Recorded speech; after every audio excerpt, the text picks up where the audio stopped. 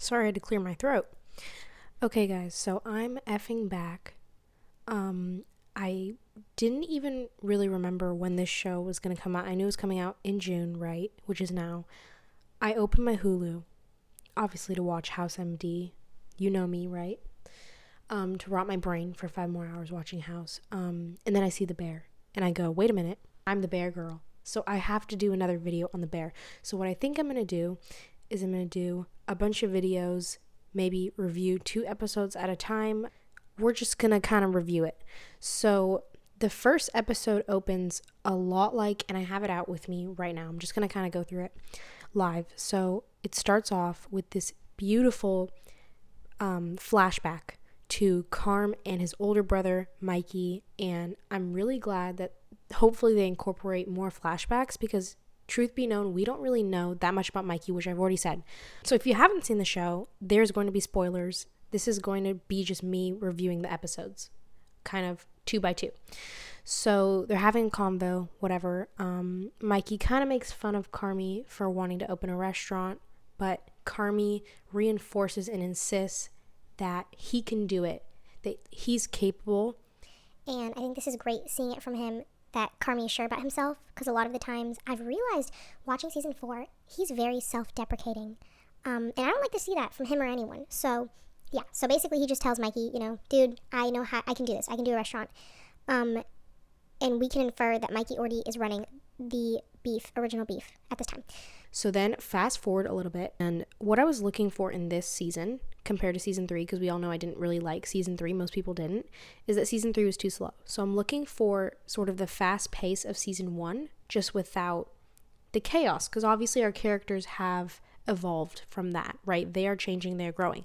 So now we are precisely negative 24, 33 seconds into the show, right? So we're like 4 minutes into the show, whatever.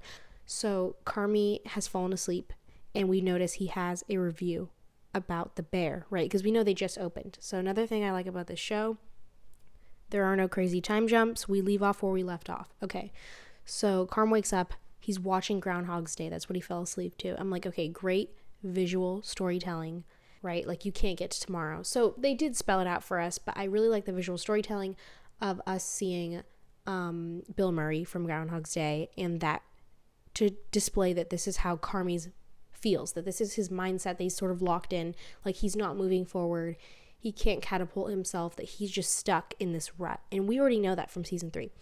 So now we see Carmi, we see officially that the bear has gotten a really bad review. So this is kind of going to set the tone for the first few episodes and for the whole season, because this review is what really forces Carmi to change. And I do think it is sort of annoying that Carmi didn't want to change stuff about the restaurant just for the sake of his fellow colleagues, but rather that it was the physical outward, thing of the review, the bad review, that really forced him to change. But that's fine, whatever. We do see this season in the first 2 episodes that and hopefully throughout the whole season, because I'm only on episode 3, that he's really listening to everyone, and I think that's great. He's listening to Sydney.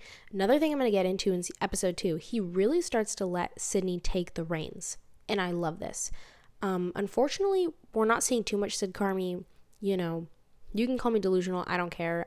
I'm not expecting them to get together this season or the next, or maybe even ever, but a girl can always dream, right? A girl can always dream.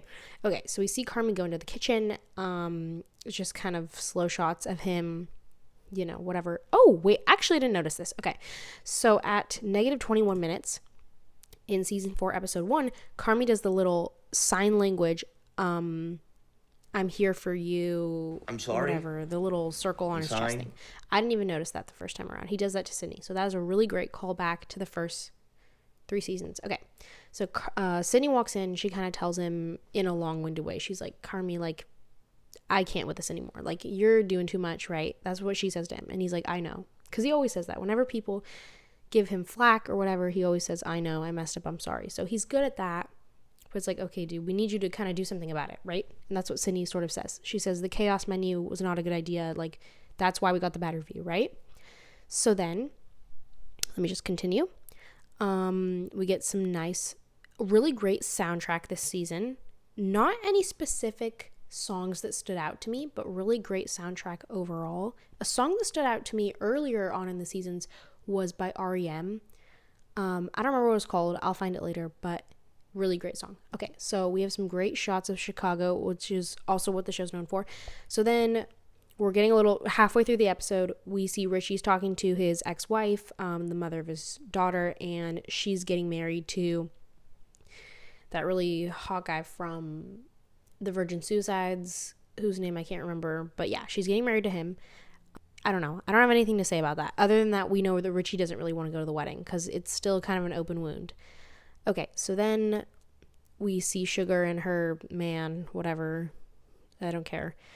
Carm talks to Marcus. I swear that's his name. But if I got his name wrong, shoot me. Whatever. Okay, another great thing. We are a little over halfway into the episode. We learn that Ibra is really kind of taking the reins of his own life, and he is like taking charge, and he wants to change his life, and he's going to do like try to improve the business of his like beef station. Sydney. Oh yeah, Sydney gets a text from that white man with the glasses. I don't remember his name. It doesn't matter what his name is. She gets, or actually I can go back. I'm on the episode. So she gets a text from Shapiro. Ben Shapiro, and I'm joking. She gets a text from that annoying white man who kind of gives me the creeps, and I don't think she should work with him because he just gives off creep vibes. I'm sorry, but yeah, so she gets a text from him. The fact that she hasn't shut him down yet kind of tells us, because whenever you kind of get like a little sliver of Shapiro, right, you're kind of wondering, why has Sydney A not agreed to the partnership? And then why has she, not made a decision yet? Why is she sort of in between restaurants? Why is she sort of hanging on to this opportunity she has with Shapiro in case she's basically, it's like she's in the house and the house is the bear, but she has the door open. She has the back door open because she doesn't know if she wants to maybe exit. So she's keeping that opportunity in place in case she needs to make her exit. So she's keeping the back door open. But Carmi doesn't know about this. I already know that he would go ballistic if he found out about it, but whatever. So that kind of tells us as viewers that she doesn't fully trust Carmi yet. But he is sort of doing a lot this season, just in the first few episodes, to sort of show her, like, I'm here for you. I hear you, chef. Like, I'm going to let you take the reins. I'm going to scale back and let you come to the forefront and make you happy. Okay, I'm back. Sorry. Okay, so now we're still on episode 1. So negative 14 minutes into the show, we get a really, really, really great sequence. And this is what the show does best, are these big, hilarious moments, which is why sometimes it gets put in the comedy category at the Emmys. But Uncle Ruckus, whatever his name is, I don't care. He basically, I don't even remember his name, whatever. The dude with the glasses. So he comes to them, he's like, guys, and this was in the trailer too, he's like, guys, you have this clock right here, this is how much time you have, 2 months, right, before we run out of money and you're effed, right? And so they all have this hilarious sequence, they're all yelling at each other whenever computer's there. Also, whenever they call him Unc, I'm like, okay, y'all need to dial back, y'all are white, but whatever. So they have this whole combo. That's a great moment, and this little 10 minutes, 8 minute, whatever it is, stretch of time where Unc is talking to them. This is the defining setting. I don't want to say setting the tone, but this is setting the plot for this season, because we know now they need to get their act together. They need to get their shit together because they only have 2 months before it's closing time, baby. And we all knew this. I said this with season 3. I was like, at this rate, spending $400 on butter, you guys are going to have to close in 3 days because you're going to blow through all your money, right? Whatever. Another thing I want to say, the cinematography has always been great with this show, but especially the colors this season, phenomenal. I don't know if we're supposed to take it as these colors are really happening or it's sort of an artistic choice. I don't really care. But there's one scene in, I think, episode 2 or 3 with Sydney, and there's like, it changes, fades between blue and pink. So pretty. So great. I really like what the colors are doing this season. Okay.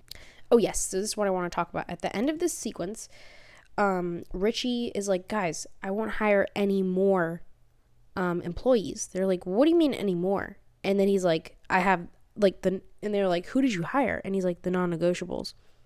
Call back to season 3 or 2, right? So he brings in 3 of the people he met at Ever. And as you know, Ever just closed by that British woman whose name I can't remember, right? She closed down her restaurant Ever, right? And so these people are all out of a job. He scoops them up, hires them. Best decision he ever made. They get this place in order in literally 10 minutes. Okay, so I was very happy when I saw that. I was like, this is phenomenal. We're bringing back characters from previous seasons. We're utilizing them in a way that makes perfect sense, right? They just lost their job at Ever. They're going to have to go work for another restaurant anyways. Might as well work for Richie because Richie is their friend, right? And the leading woman, whose name I can't remember, the white girl, she's one of my favorite characters. So, like, I'm like, this is great. All of the connections, like, it's all making sense. Very cohesive season, you know what I mean? Okay. So they bring in these 3 or 4 people from Ever. They're wearing the suits. They establish an entirely new system baby, right? They establish a new system that is going to work and is going to ensure that their restaurant succeeds. And another thing about these people, which is Richie, basically, when he had his whole come see, come saw moment, right? And his whole, reinvention moment, he took everything he learned from Ever in like 1 week or however long he worked there. Like, I think it was like 1 week. And he basically copied all their stuff, right? But it doesn't work if it's just Richie. It works, though, if he has all those other people there because they are doing the expo. I don't even know what that means, but whatever. They all handle the in-house. I'm not saying this right. They handle the customers, basically, right? And so they add the Ever people. They have this thing where they like go above and beyond. So they research the customers, the people dining there. They have the surprises, right? And we're doing surprises on a budget. The Ever had a surprise budget, right? The Bear does not have a surprise budget because Carmen blew it all to smithereens by spending $400 on kale, right? And so when we do these kind of dollar store budget surprises, it just gives the show more warmth and heart, because the heart of the show is found family, friendship, love, familial ties, and a sense of community, because that's what restaurants represent in everyone's eyes. Okay, so then concluding episode 1, they get all their shit together, basically, is what happens in episode 1. So now let's move on to episode 2. Now, season 4, episode 2, it opens with kind of a slow sequence. And as soon as I saw this, I'm like, this guy sucks, right? Brother, this guy stinks! I'm like, I don't know about this, because this is what they were doing in season 3, these long ass shots. And I was like, I don't know about this, right? But then I'm like, no, we're cooking here. Somebody cooked here, because Sydney comes in and she helps Marcus clean his station, right? So we have, we're just kind of redisplaying the Sydney Marcus friendship. Then Ibra goes on to tell Carmi about his plans, and Carmi's like, I'm sorry that I kind of forgot about you, but he's like, I'm here for you, I'm really proud, and I want to hear about your business plan. So that's great. We see Rich, my man Richie, and he's like, Carmi, why are you acting so emo? Basically, this is another instance of the gorgeous colors. This is negative 2620 if you want to find it on your Hulu. And yeah, so Carmi's just kind of moping, kind of acting like Daria, I don't know, whatever, like just acting like sad boy, basically. And he just tells Richie he's fine, I don't know, and whatever. What happens? Okay, this is an interesting little scene. So Carmi opens her computer, her laptop, and she sees the Bear partnership agreement, and she's like, then she closed her laptop really fast after like a bunch of quick shots, and I'm like, I don't know if that means she agreed to it or if she just didn't want to deal with it. I'm just going to assume that she didn't want to deal with it. So next, Sydney hooks up Sweeps, which is the other black guy who is the sommelier. I don't think I'm saying that right, but basically the person who selects the wine pairings with the dishes. And she hooks him up with this woman, this expert sommelier, and he's basically going to get the wine together. So all of this stuff might sound boring, but this is all very fun to me. If you're a foodie, this stuff is fun. Just in general, it's lighthearted. Okay, so then Ibra is on the phone. He's gonna get a mentor. Cindy and Parm, they have a little talk. I guess that was nothing. I don't know, whatever. They have a talk saying that their farmers are not going to give them as much produce, so they basically have to scale back on the amount of ingredients per dish. So let me explain this quickly to you. Basically, what Carm is doing, also, he's still doing, I think, daily menu changes, which I still don't like. We need to get that fixed up real quick, but whatever. So basically, he has like a dish. So let's say they do like, and this is what I don't like about fancy restaurants, but whatever. So he has like one dish, and you'll get like one scallop, right? So you're still hungry afterwards, but whatever. So you get one scallop, and then you get, a fondue foam, and then you get one piece of parsley, one cherry cranberry leaf from the Galapagos, and then you get like sprinkled breadcrumbs from the Poconos, and then you get a couple bay leaves from Thailand. You know what I mean? So they got 10 things going on. So they have 20 different things going on, and basically what they're saying is because of the farmers and stuff, they're going to have like 2 things going on. So we're going to scale back, and I'm very happy about all of this because they need to scale back everything. Scale it back as far as JoJo Siwa's hairline. That's what I'm thinking for this restaurant, right? So then what happens? So then Sid and Carm have a little discussion. Okay, this is a really great scene. So this is negative 1600 on the screen, and basically they all get together. Also, I don't know who this random white man with the glasses is, but that's fine. So they all get together. And they're like, we need to figure out who this Chicago Tribune food critic is. They're like, we need to figure out who this man is. I hate to say it. I hope I don't sound ridiculous. I don't know who this man is. I mean, he could be walking down the street. I wouldn't know a thing. So yeah, anyways, whatever. And then basically someone says like, honestly, guys, it doesn't really matter who he is because we need to treat everyone the same because otherwise they're going to know. And then I think in episode 3, we have established who the Chicago Tribune person was. I kind of clocked him real quick. Also, I just want to say with this season in particular, it is off the bat way more entertaining. It is steps and heaps and miles and piles above season 3. So they definitely refined it, honed it in, and kind of went back to their roots, like what this show is really good at. They're good at the fast-paced shots and cuts that sort of overwhelm you, but like in a good way. They're really good at the, perfect balances of cursing and yelling and whatever that add to the comedy bit. They're really good at the heartfelt moments and community. So they're really sort of going back to their roots, and I think that's great. Okay, so then Carmi calls Sugar his older sister. I don't know why I thought she was younger than him, whatever. So he calls his older sister and he's like, I'm so sorry, like I haven't seen the babes. I haven't seen the baby. Which, dude, like I was calling him out for this last video I did on this. Like, how are you not gonna go and see your only niece? Like your brother's dead, right? So Sugar is your only sibling, which means that whatever kind of kids she has, those are your only niece and nephews. How are you not gonna see your first niece? Like, have we lost the plot? Like, can you please not be a horrible person for 1 second? But whatever. He acknowledges that in the phone call. And basically, we've established that he's going to go see the baby later on, whatever. Oh, my God, I can't have this. Give me a second. Okay, I'm back. Sorry. So then at the end of this episode, it's another opening night. Or not opening night. It's another, whatever. They're in the kitchen. They're cooking. Okay, so this is what I want to talk about. So Sydney makes... Oh, my God. I'm so sorry. Okay. So then Sydney makes the pasta that is Tina's pasta, and she makes it in under 3 minutes. And Carm looks at the timer, and he kind of gives her this crazy look. And I was like, whoa, that is giving Sid Carmy. I've read the fanfics, right? So that was pretty much the only moment. But yeah, that's basically the first 2 episodes broken down. I don't have anything like profound to say about them. They were great episodes. The colors were great. Cinematography was great. The soundtrack was good. The acting is always on point. The plot is moving along quick pace, which is what the show does. So yeah, heaps above season 3. If you're wondering, if you clicked on this and it was to kind of determine if you should watch season 4, you should. If you were disappointed by season 3, you will not be disappointed by season 4. I loved it. And also I want to say, it's not easy for me to post consistently because first of all, it takes forever to edit these, and this is going to be a bitch to edit because I'm going to have to oh my God, to find the clips is going to be really difficult because whatever, you don't care. Anyways, so yeah, are you kidding me right now?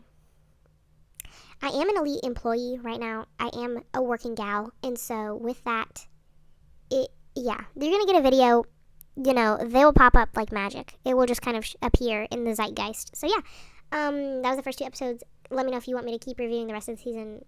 Bye-bye.